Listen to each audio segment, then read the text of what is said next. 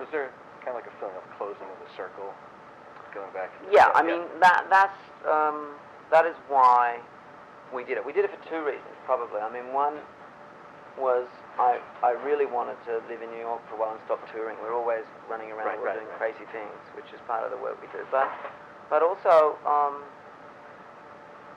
La Boheme, when we originally did it, was the very beginning of this whole period of work that the Red Curtain trilogy, those three films, all belonged to. It was the same investigation of style. It was the same idea of taking primary story, emotional stories, and telling them in high creative worlds, right?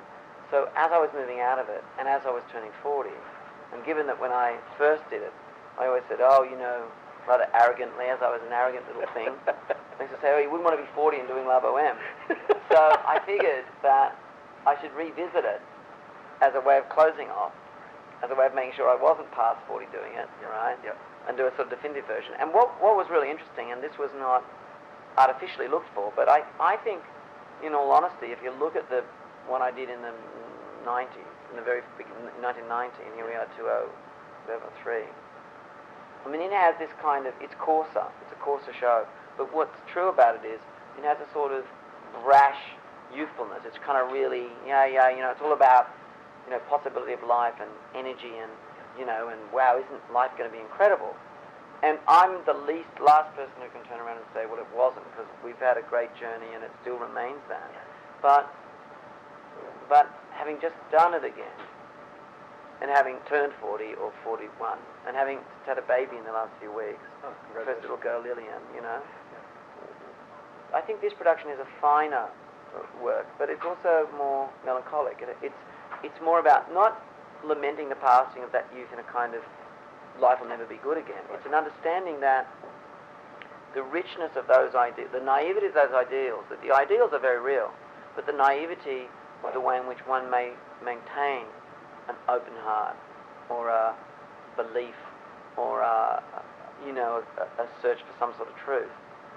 That it's not by keeping all the doors open. It's not by being extreme. It's not by, I'd rather die than do that. Right? Because you're just going to end up dying. You burn out. Yeah. I mean, you either, we all know our friends from our bohemian youth, and there were three times. There were those that actually did die of a drug overdose, those that actually stayed there, and they are very sad,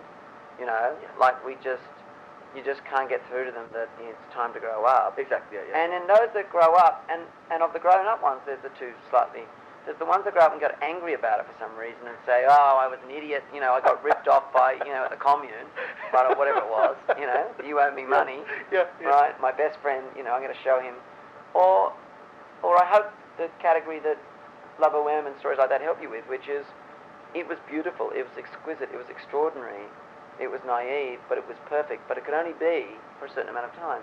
It's useful in its transition, and it helps you get to where you need to be. It's part of your walking away from the life your childhood. It's a transitional thing from rejecting your parents' world and the childhood and being extreme and going and learning why living, why it's necessary to gain some kind of personal empowerment, and that it's not a dirty word, and that closing doors doesn't actually entrap you, it actually frees you. Exactly. Yeah. That actually trying to keep all the doors open. What you learn, you can't explain this to a young person. Yeah, no, you can't. By keeping all the doors open, you're actually imprisoned by that. Yeah. You're super imprisoned by it. Whereas when you shut them off, you get this kind of next journey, which isn't a physical one, but a sort of spiritual one. Yeah, I totally get that. But we tell these stories in whatever form, just to remind us or introduce us or help us. In terms of the staging, what differences have there been from Sydney to now? Well, Sydney itself, it was a very low-budget, tiny work, and remember it was part of a rep, so it had to go in and out of the theatre each night. And the fundamental idea of it, the heart of the idea of it, is very, very the same. But the execution of it is, we're on a multi-million-dollar budget, and what I did was, also the audience, even though young and new in Sydney, they were coming to the Opera House, right? Whereas we're going out to meet them halfway. We're going out into the jungle, and we're saying, even if you've never seen an opera before, not only will you get it, the story, but you'll understand everything and you'll be moved by it. So for that reason, one had to be very pictorially clear. I mean, we're clearer about the fact you're on the streets of Paris in the 50s. It comes into the theatre itself, so it's more into the theatre, the set itself. And then it's just a little bit more lavish. I mean, it really is quite lush compared to the extremely minimal production that Sydney had. Right. I read something in the press when they announced you were doing it in Sydney, like 9/10 of subscribers. Yeah, that's happened. I mean, that really happened? Some of it's kind of mythology, but this actually happened. And it was fantastic because, well, we didn't think it was fantastic because it was so weird. You know, we were kids, and I had my opera company under the State Opera Company. It was experimental. We made operas, and I had my theatre company. So I was one of those kind of, irritating young theatre dynamos that everyone went like, I want you dead, Like, how can you be 25 and have two companies? But hey, small town. So then the opera came to me and said, look, we really want you to address, it was a big risk, it was a big idea. I mean, Moffat Oxenbould was really a genius to do this. I mean, when I say genius, he revitalized the opera overnight by saying, I'm going to give total control to these kids. We were only like 24, 23. So I went off and spent a year researching Puccini and went to Torre del Lago, and it wasn't about, key thing for us was it wasn't about reproducing it exactly as it was. It was about recapturing what it felt like to be sitting in an audience in 1890 watching a show that was about, that was shocking. I mean, young guys, middle-class guys hanging out with prostitutes, basically, living the bohemian life and dying on coffee, right? Yeah. And that they were bohemians, and it was very hard to communicate to a new audience to it that checked velvet pants and breeches were shocking, right? We're like, that's weird, right? So the choices were all based on how to make it feel like the experience, right? So when this was announced, immediately, like, the subscription just went, and it was really crazy. I'll tell you something interesting. It was really crazy because on the day it was announced, and then subscription cancelled, right? Now, on the week we opened, and there were virtually demonstrations from the opera lovies, and the Gulf War broke out, and I can remember the first Gulf War, and I can remember hearing George Bush Sr. going, we have gone to war with Iraq, right? And we're doing La Boheme. And I know this because the letter section of Sydney Morning Herald, I mean, I thought, this is crazy. There's a war on, and there are more letters about, how we must stop these kids from doing La Boheme than what's going on in Iraq. What's slightly disturbing is that over 10 years later, George Bush Jr. is in Iraq in the Gulf War. And I'm still doing La Boheme. So, I better stop doing it or we're really going to get into trouble, So, indeed that happened. And what happened was, it pushed the audience. There was two big issues in this. One was Joan Sutherland is really like our royalty. I mean, she's like the Queen of Australia. And she was very negative about updating in general. She had heard it was updating. We got the vibe, Joan's not happy. Right? And Bonnie, which is her husband, Richard Bonnet, is an eater. We're in big trouble. So it forced the opera, they were really out on a limb. They were in trouble because La Boheme was there. That's how they paid the bills, right? So they really had to publicise, and I got out there, and I learned to do what we're doing now, which I learned that if you take risks, you've got to get out there and explain it. So I got on the chat shows, and, I had punk hair and stuff in those days, so, I always had wacky hair. So that helped, and it meant I got opportunity to sort of state my case. So we started to get young people coming and buying tickets, and this became a big story, Oldies out, youngies in, There weren't that many of them, but they started to line up and buy tickets, so this is a good story. The next thing, opening night, they were just on the edge, opening night. I mean, it was a great performance.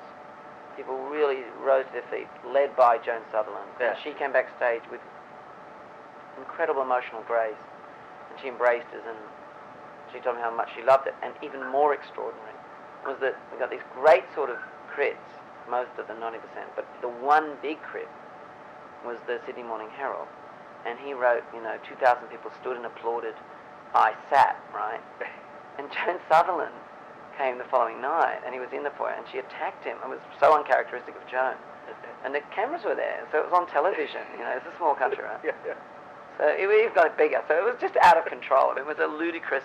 Our equivalent of 60 Minutes has a big segment, and we watched it recently, and it's really hilarious because I'm like, I put a suit on to try and be accepted. A really long. Actually, I got really long curly hair. That's what it is. Okay. Sort of plaits, I think. Right.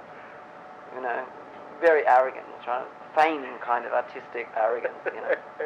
But, so that was the first part of it. It went on to become their highest grossing opera of all time.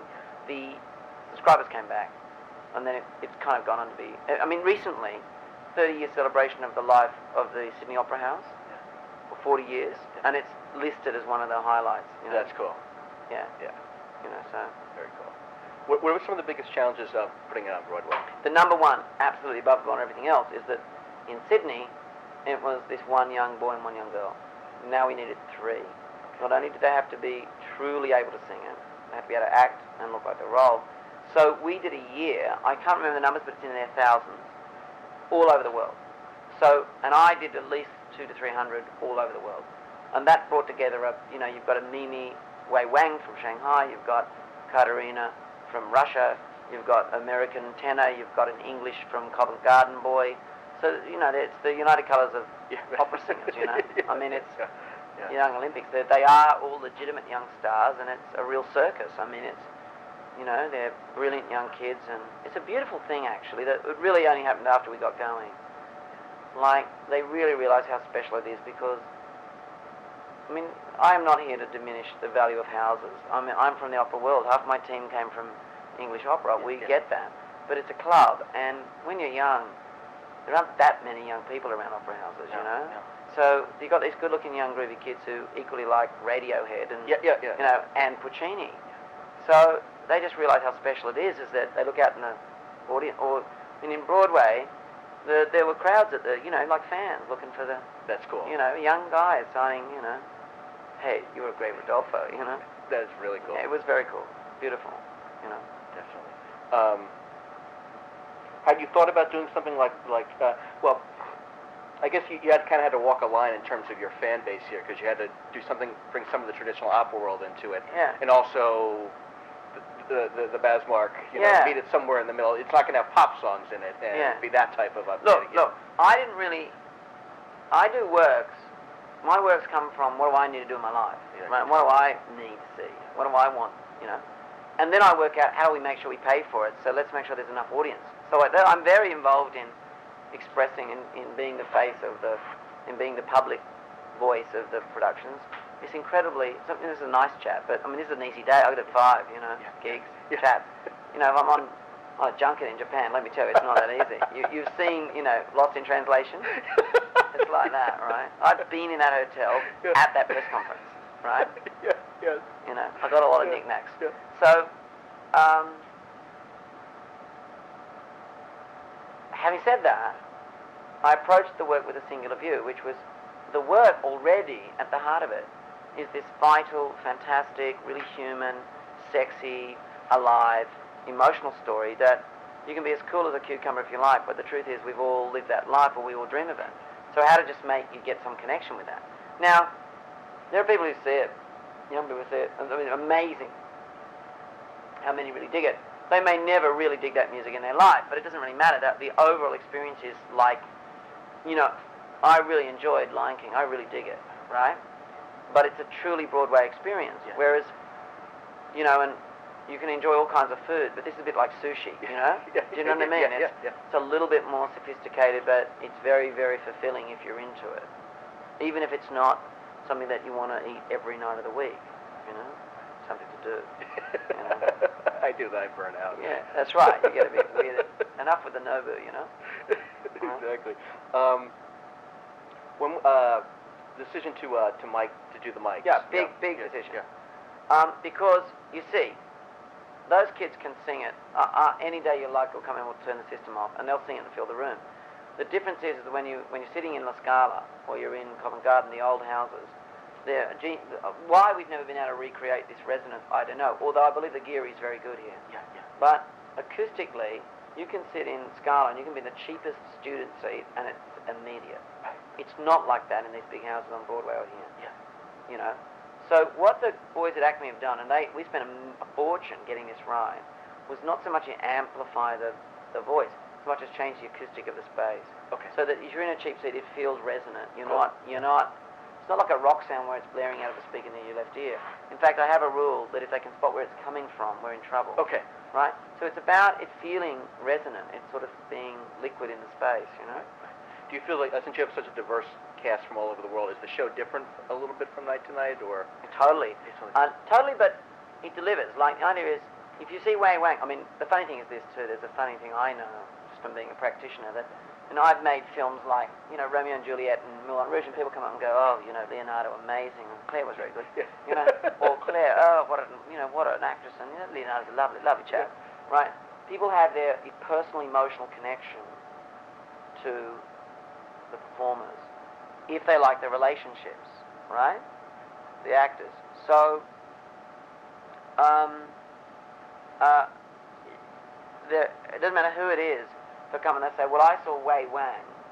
Someone will say, I saw Katerina. And they just, you can't argue with them in this better or worse. They just have passions, right?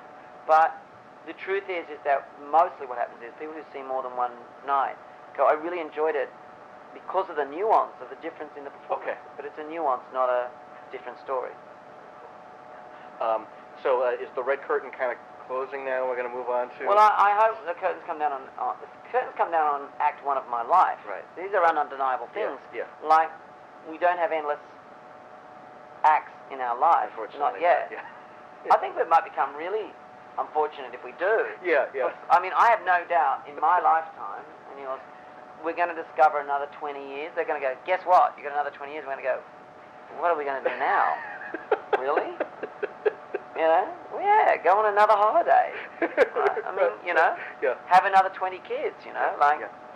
So, the first act is closed. I'm turned 40. I had a little baby a few weeks ago, Lillian. You know, and you just go, life's fresh and new again. Act 2, you know?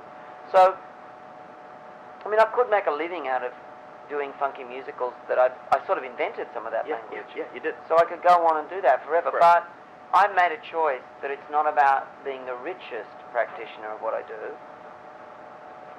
or necessarily the most famous, but making sure that what we make is truly educating me and making my life just a rich one to live. I mean, recently, working at Alexander the Great, only a few weeks ago, I was in the jungles up near the Burmese border with a Koresh and a bunch of elephants, you know? How good does it get? You know? In terms of the Alexander the Great, that project, did you I've been working with David Hare on the screenplay. I'm basically back 6 months now because I've just got to get the script another round. Yeah. Just me, I just take forever to do stuff. And everyone's happy that, you know, Oliver's doing his, so they're happy I'm out of the way. Okay, yeah. You know, I have other epics too, so the point is that I'm always, I suppose where I get in trouble is I talk about what I'm doing. Once I know I'm going to do it, I talk about it. When I do it, it's completely up to me, you know. We don't work for people, really. You know? Do you, in your mind, is there a style at the Great? Yeah, I'm evolving a language, absolutely. Okay. Absolutely, yeah. And I work on that very academically, really. I mean, it's really a process-driven thing. You're not going to give us any hints, right? Well, no, only in that its DNA belongs more to Lawrence of Arabia than it does to musical language. I mean, its DNA comes from quite classical storytelling, quite classical cinema, but with an edge, I guess. Or not, edge is a bit of a tricky one because it's like, oh, let's make it edgy. It's really with an access now. I mean, in the end, you shouldn't be styling it to style it. You should be making stylistic choices that help the audience experience and feel the story in this time and in this place. Stories do not change, but the way we tell them does. So, you know, that's where that thinking comes from. All right. I know you have to get to a premiere.